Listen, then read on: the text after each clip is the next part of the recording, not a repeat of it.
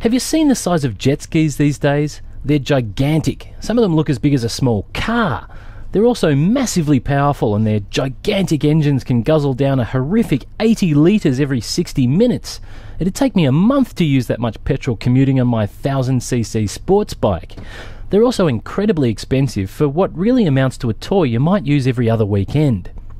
Unsurprisingly, 20 or 30 grand toys aren't really appealing to younger buyers, so Sea-Doo has come up with a radically different type of jet ski to shake things up. The Spark is the cheapest and most fuel-efficient PWC on the market. It's also the least powerful by a long shot, making either 60 or 90 horsepower, where everybody else is making at least 130. But thanks to a clever plastic hull design, it's also much smaller and around half the weight of anything else on the market, which gives it a big boost in the power to weight stakes. So we're going to dig out the old wetsuits and see how it goes on the water. Noel fits quite nicely into his girlfriend's wetsuit. It's okay, mate. We've got one for you too.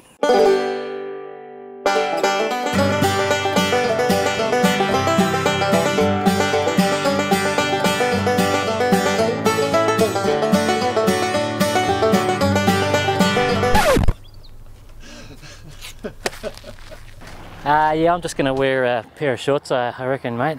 Yeah, I think that's probably for the best, mate. Let's get these things in the water before we bust anything else. Yeah. I should add, I'm a complete jet ski noob. I've never ridden one before. I'm going to put it straight in sports mode. Noel has, once or twice, but really we're a couple of motorcycle-loving petrol heads going into this pretty green. Just like the Spark's target market, really. Alright, here goes!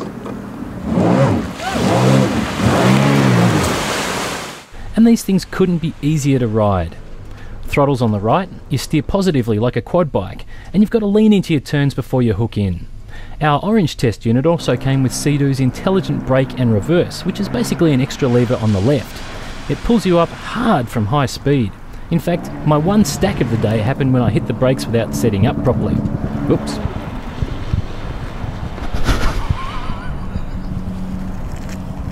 Without the benefit of riding a heavier and more powerful jet ski, I found the 90 horsepower Spark to have plenty of go. It gives you a good kick from standstill and a good rush coming out of a turn, and it's good for a top speed of over 80 k's an hour, which feels fast enough on the water. Top speed's not what it's all about though. The real fun is in cornering. Get off the gas to bring the nose down, throw your body into the turn and wrench the bars around, and you can steer the Sparks fast. They handle kind of like a powerful quad bike, but feel a lot more dynamic. What's more, because it's so light, the back end starts getting very light when you really get physical with it. You can almost drift the thing, and if you really push it, you can bury the nose of the Spark and kind of spin around and skate backwards with the jet totally out of the water, before gassing it up, digging in and shooting out in the opposite direction. It's a heck of a lot of fun, but it ultimately feels a bit pointless if you're out there by yourself. And that's where the Spark's biggest advantage lies. You can buy 2 of the base models for the price of 1 of the next model up in the Sea-Doo range, and it's much better fun with a mate out there.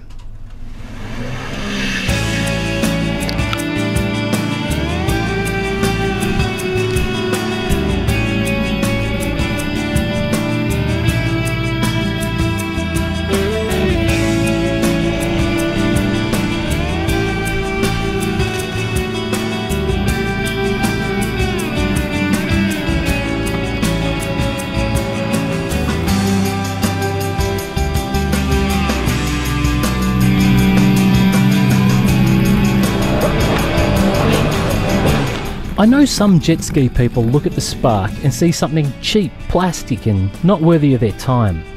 And if you own a 20 grand 260 horsepower beast, I can see why you'd think that way.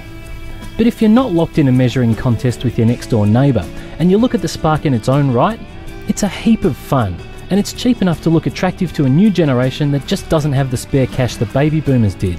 We're giving it the thumbs up. It's a step in the right direction.